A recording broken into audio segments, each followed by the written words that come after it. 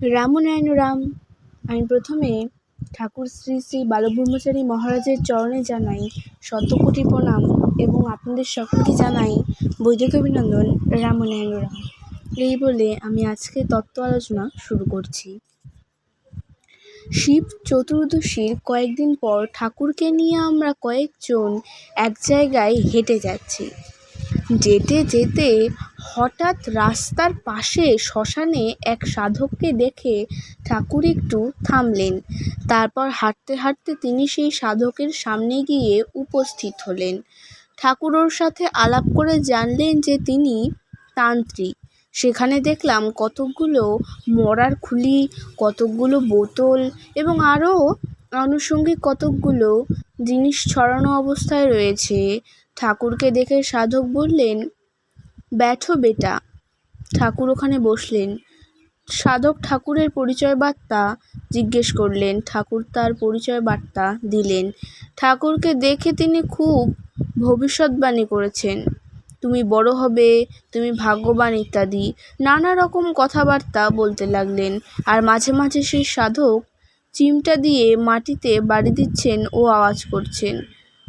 করক্ষ থেকে জল নিয়ে আমাদের সবার গায়ে ছিটাচ্ছেন আর গালবাদ্য করছেন, আর মাঝে মাঝে উচ্চস্বরে এক একটা চিৎকার করে উঠছেন। ঠাকুর বসে বসে দেখছেন। ঠাকুর জিজ্ঞেস করলেন, এখানে কতদিন যাবৎ আছেন? সাধক বললেন, শ্মশানে থাকি। যে শ্মশানে যে কয়দিন দরকার সেভাবেই কাটিয়ে যাচ্ছি।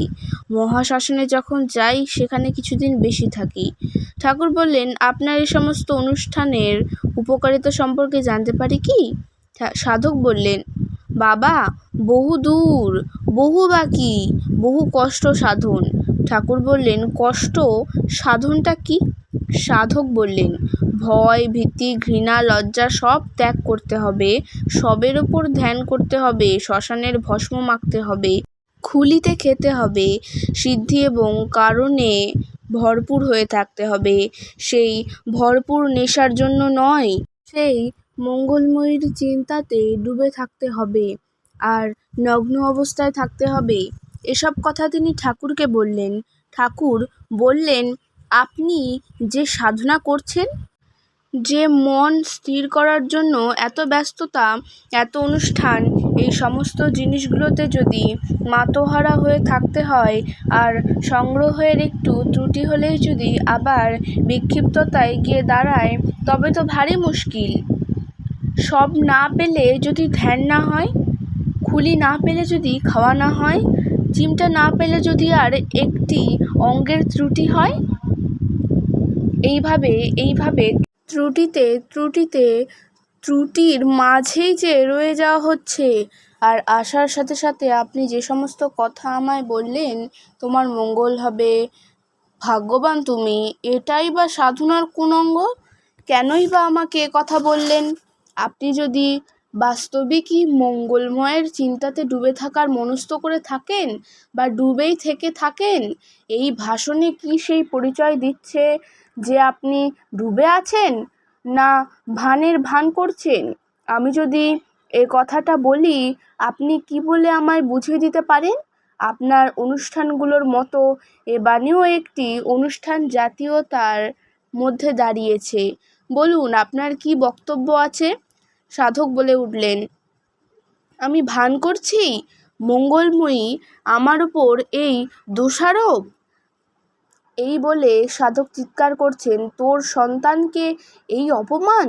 ঠাকুর বললেন, অনুষ্ঠানেতে এই সমস্ত উক্তিগুলোও যে দাঁড়িয়েছে, আপনার এ কথাবার্তাগুলো অনুষ্ঠান ছাড়া যে নয়, আর মানের গোড়ায় গিয়ে বুঝি টান পড়েছে, তাই সুরগুলো বেসুরে গিয়ে বেসুরের সুরে বেরিয়ে পড়ছে। এ যে প্রকারান্তরে আপনাকে আপনি ফাঁস করলেন। মঙ্গলময়ীর কি দোষ? আবার মঙ্গলময়ীকে টেনে এনে আপনার মতো তাকে কেন পরিচয় দিচ্ছেন? এটা কি অনুষ্ঠানের ভেতর আর একটি বাণী বিশেষ নাকি?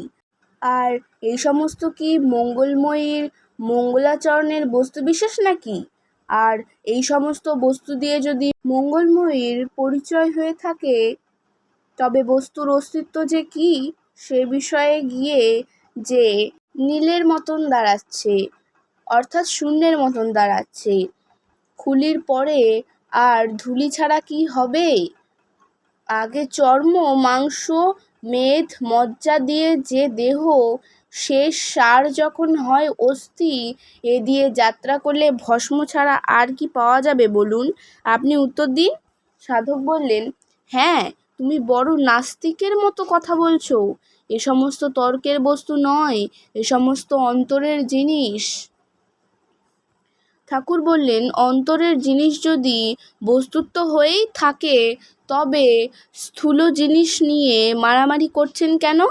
আমরা তো আর অন্তরকে দেখতে পাচ্ছি না, তবে অন্তরের সারাটুকুনো যা দেখছি সেই সারারই গীত গাইছি। গীতের বস্তু যদি হয় অসারের, আমি কি আলাপ করব সারের? একটা ভাঙা ঢোলের আওয়াজ টনটনের আশা কি করে করেন?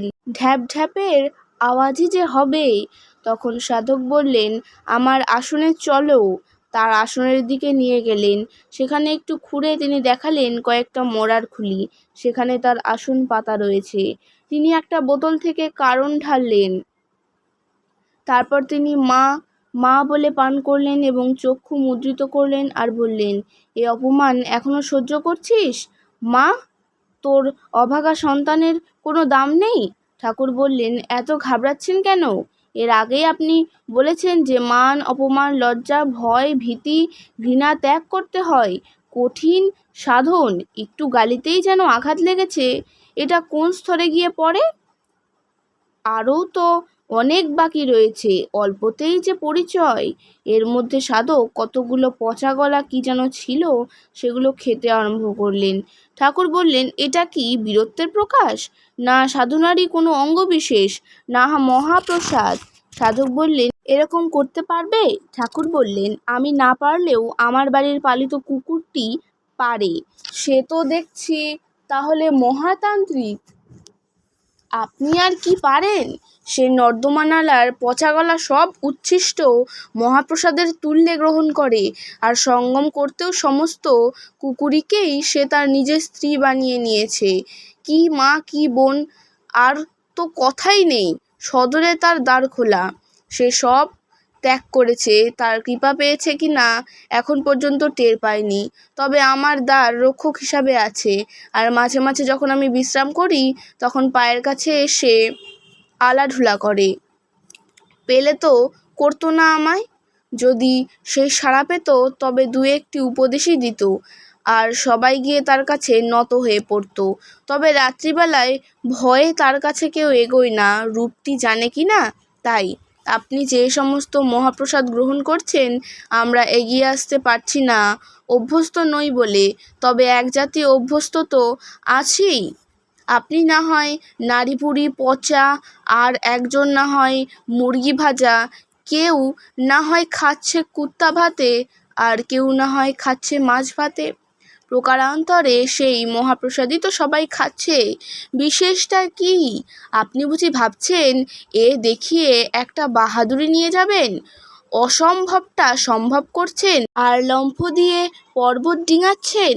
আমি দেখছি এক জায়গায়ই নৃত্য করছেন আর বলছেন, এই হিমালয়, এই প্রশান্ত মহাসাগর, এই হনুমানের সাগর লঙ্ঘন কল্পনায় সবই সম্ভব। শূন্যে সৌধ নির্মাণ চেয়ে সেটা মনে মনেই তৃপ্তি। আমি দেখছি যে একই জায়গায় রজ্জু ঘুরাচ্ছেন। তখন সাধক বললেন, তুমি তো অনেক বলে যাচ্ছ। তুমি এর গুরুত্ব যদি বুঝতে তবে আর এসব বলতে না। আমিও সমস্ত লজ্জা ত্যাগ করেছি, সমস্ত স্ত্রী জাতিকে সঙ্গম জাতির মধ্যে এনেছি। ঠাকুর বললেন, তবে তো অনেকটা এগিয়ে গেছেন, সদরে তো আর সমর্পণ পাবেন না। সাধক বললেন, তান্ত্রিকের সঙ্গমের দরকার হয়, বিন্দু সিদ্ধা দরকার হয়। ঠাকুর বললেন, যে সিদ্ধারই দরকার হোক, আপনি কি সবার সম্মুখে সব কিছু করতে পারেন? এরপরে সাধক চিৎকার করে বলে উঠলেন, পারলি পারলি। পারলি না পালি সে বোঝা গেল না যে কি বলল। গেরুয়া বস্ত্র পরিহিতা মধ্যবয়স্কা একজন স্ত্রীলোক এসে উপস্থিত হলো এবং সে সবাইকে প্রণাম করলো। তারপর ওই স্ত্রীলোকটি ও সাধক দুজনের দিকে তাকিয়ে কি যেন ইশারা করলো। এরপর সাধকের সম্ভাষণে আমরা বুঝলাম স্ত্রীলোকটির নাম পারুলি। ঠাকুর বললেন, এও কি বহুদিন যাবৎ তান্ত্রিক সাধনা করছে? ঠাকুর স্ত্রীলোকটির দিকে তাকিয়ে আবার বললেন, আপনি বেশ ভাগ্যবতী। আপনি যে এই পথে সাধনার দিকে চলেছেন, আমি ব্যক্তিগতভাবে এই পথের এই সব নিয়ে নাড়াচাড়া করি না, আর প্রয়োজনও হয়নি। আপনি বুঝি তার সাথে সাথে শিখছেন? হঠাৎ সাধক বলে উঠলেন, এই তান্ত্রিক সাধনা করতে হলে সঙ্গমে মনোনিবেশ করতে হয়, কিন্তু বীর্যপাত করা নিষেধ। ঠাকুর বললেন, অনেকটা তো হবে এগিয়ে গেছেন। পাত করতে করতে নিপাতে দাঁড়িয়ে যাওয়ায় কি আর পাত হচ্ছে না? না, পাত করছেন না। আর পাত যে করছেন না বলছেন, যখন সঙ্গম করছেন, মেশিন যখন চলছে ক্ষয় তো হচ্ছেই, নতবা চলছে কি করে? তবে আস্তে আস্তে চলছে কি না, তাই পাতের মাত্রাটাও একটু একটু করে হচ্ছে। আজকে তত্ত্ব আলোচনা আমি এখানে শেষ করছি। দেখা হচ্ছে পরের ভিডিওতে। ভালো থাকবেন, সুস্থ থাকবেন। রাম। প্রতিদিন এরকম নতুন নতুন ভিডিও দেখতে হলে আমার চ্যানেলটিকে সাবস্ক্রাইব করবেন এবং পাশে থাকা বেল আইকনটি প্রেস করবেন। ভালো লাগলে লাইক, কমেন্ট এবং শেয়ার করবেন। এর পরের পার্টটুকু আমি পরের ভিডিওতে আলোচনা করব। রাম। ধন্যবাদ।